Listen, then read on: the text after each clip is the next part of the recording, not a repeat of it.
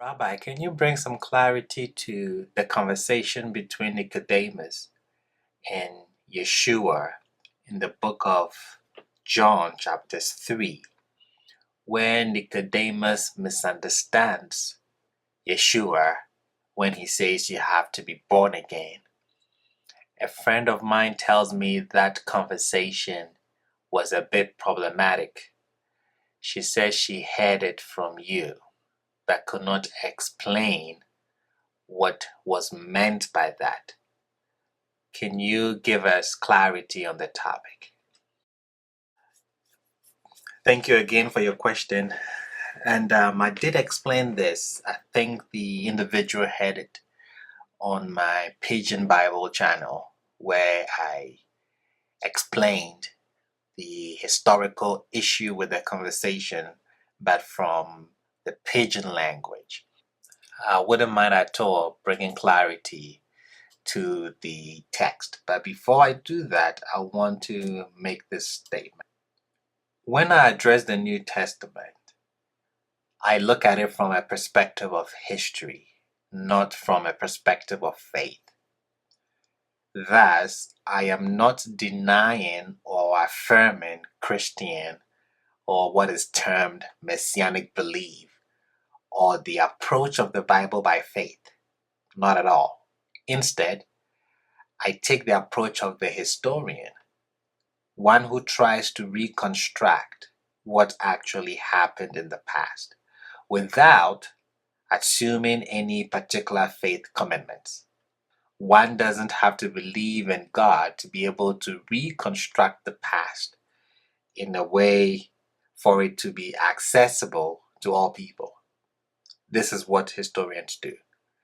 The historian has no access to what a divine being does because the historian does not have access to the divine realm. He can tell you what happened when Jesus was crucified, but he cannot tell you he was crucified for the sins of the world. That is a theological judgment.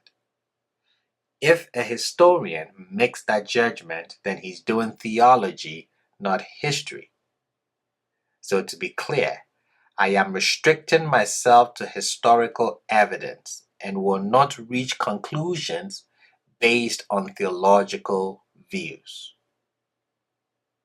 You may not feel that the conclusions reached will have any bearing on your faith. That is actually not my goal. Now to the topic. In the famous passage of the Gospel of John, where Jesus dialogues with Nicodemus, Nicodemus is said to be a Jewish leader who comes up to Jesus and affirms that Jesus comes from God because of the great things that he is said to have done. Jesus then tells him, unless one is born anothen, he cannot see the kingdom of heaven. I intentionally left the Greek word there, anothen. The Greek word anothen actually has two different meanings depending on the context within which it is used. On one hand, it can mean a second time. If that's what it means here, then Jesus is telling Nicodemus that he must be born again. But it can also mean from above. If that's what it means, then Jesus is telling Nicodemus that he must have a birth from God above if he is to see the kingdom of heaven. The reason this double meaning matters is because Nicodemus takes Jesus to mean that he has to be born a second time, and he is skeptical. He responds by asking how a person can crawl back into his mother's womb to be born again. But Jesus tells him that he does not mean a second physical birth. He's talking about a birth from heaven. That is the second meaning of the word. A birth made possible by the Spirit of God who comes from above. I would say this is arguably the most famous passage of the New Testament Gospels, that just about no one gets. Majority don't get it because they don't read it in the Greek. And it is only in the Greek that it actually makes sense, since the double meaning of the word anothen cannot be replicated in English. And so, what English translators have to do with John 3:3 and John 3:5 is they have to decide whether they translate the word as again or from above. Either way creates problems for the translation, since the word has to mean both things for the conversation to make sense, with Nicodemus understanding the word in one way and Jesus meaning it in another. I hope you're following. But it is precisely this key point that the key word means both things, that is anothen, means both things. That shows the conversation almost certainly did not happen as described in the 3rd chapter of the book of John, historically. The double meaning that cannot be replicated in English also cannot be replicated in Aramaic. Why is that important? Jesus is an Aramaic-speaking Jew. He is allegedly talking with a Jewish teacher in Jerusalem, where again Aramaic was the native tongue. They would have been speaking Aramaic. But the double meaning of the key Greek word anothen in the passage here in John 3 doesn't work in Aramaic either. In other words, the word for from above does not mean a second time in Aramaic, and vice versa.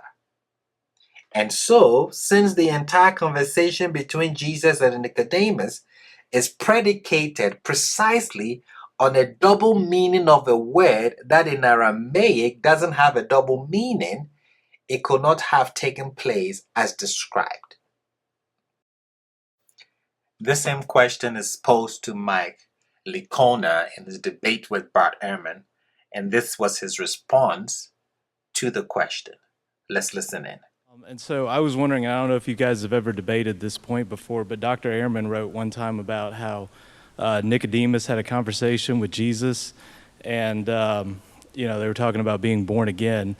And I think Dr. Ehrman wrote that that conversation couldn't have happened in Aramaic.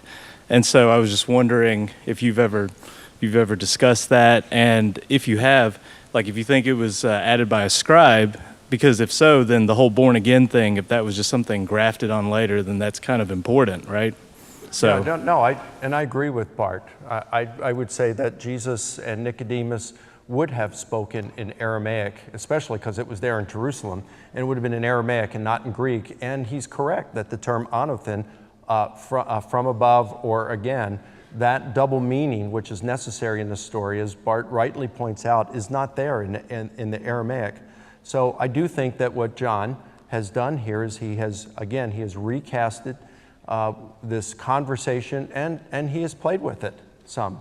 And this is something that both Thucydides and Polybius and Lucian, and I mean, this is well known. I mean, it's without dispute amongst historians of antiquity that you could take speeches and you would take the gist of that speech, and then the author is allowed to do what they want with it as long as they are preserving the gist of what has been said on that particular occasion by that person.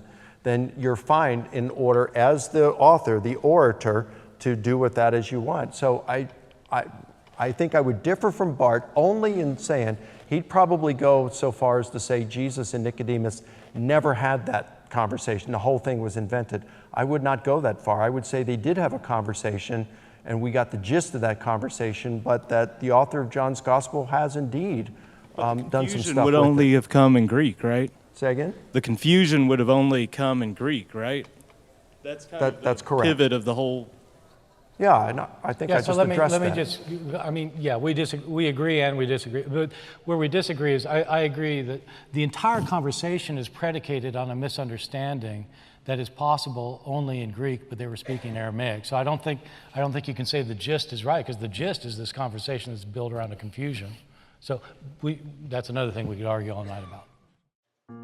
When I address the New Testament from a historical perspective, my goal is to help educate lay persons outside the field of biblical scholarship to see what scholars, believers, and unbelievers alike are saying about the New Testament.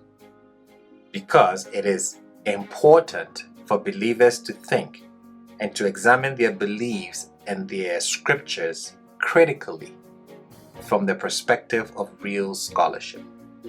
The goal is not to make simple believers into scholars, no, but it is to help people recognize what it is scholars are saying and to help them rethink what they believe in light of those scholarly views.